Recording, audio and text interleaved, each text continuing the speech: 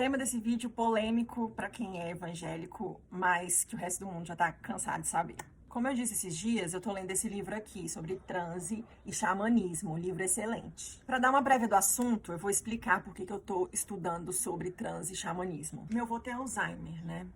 E o Alzheimer é como se fosse uma espécie de demência. E o meu vô, assim, ele tem muitos insights. Já teve algumas vezes que, por exemplo, tinham pessoas tramando contra a gente e tal, e a gente não sabia, mas o meu vô ficava falando, cuidado com fulano tá mentindo. E a gente ficava, gente, de onde meu vô tirou isso? E aí, posteriormente, a gente ficava sabendo que determinada pessoa estava querendo fazer algum mal pra gente. Isso é só um exemplozinho básico de que a pessoa com transtorno, muitas vezes ela atua em outra frequência, em uma frequência que é invisível, que a gente não consegue captar muito bem e que pessoas que não têm transtorno geralmente não têm tanto acesso. Pois bem, eu tenho psicose crônica, que a nomenclatura usada clinicamente é esquizofrenia, que eu nem gosto muito de utilizar.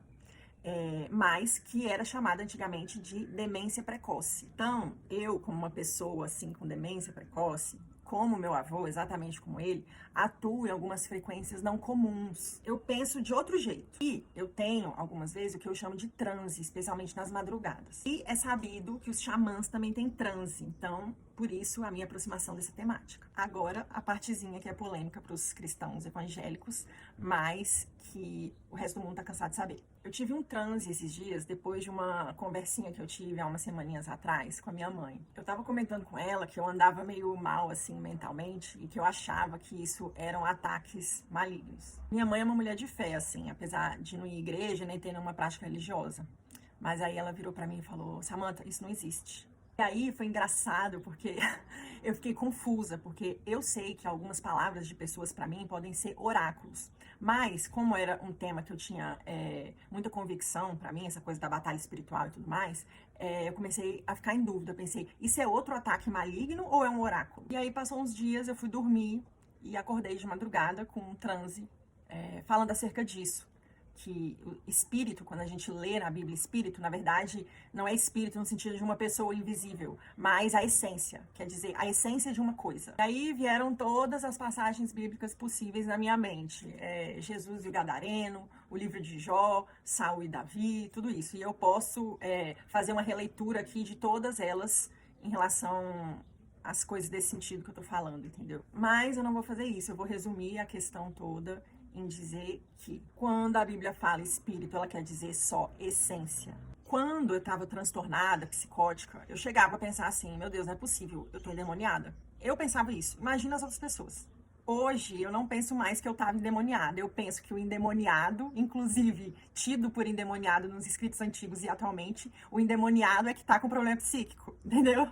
Porque fatos falam muito mais que histórias. Os antigos, naquela época, não tinham acesso a estudos psíquicos. Então, eles achavam que era questão demoníaca. Da mesma forma que se achava que homem não podia cortar a barba, que homossexualidade era pecado, entre outras muitas coisas, como usar roupa de diferentes tecidos não podia, várias coisas. Hoje a gente tem mais acesso a conhecimento, então Deus pode esclarecer a gente em várias coisas que não podia no passado. E aí, depois desse transe todo, eu fui continuar a ler o meu livro e me deparei com a seguinte informação.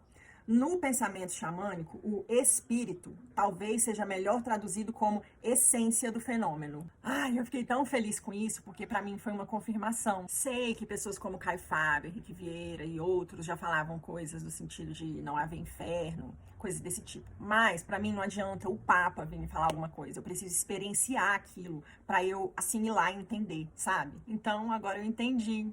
E eu me sinto muito feliz de estar nessa jornada de liberdade e aproximação com o divino. Por isso, estou compartilhando isso aqui, tão feliz de estar liberta de tantas coisas. Sei que cada um tem uma opinião sobre isso e cada um também tem o tempo de assimilação de certas informações. Não estou dizendo que o mal não existe, mas a minha leitura hoje, depois de muito estudo e muito transe, é que o mal é o ser humano. Mas isso já é tema para outro vídeo. Beijo!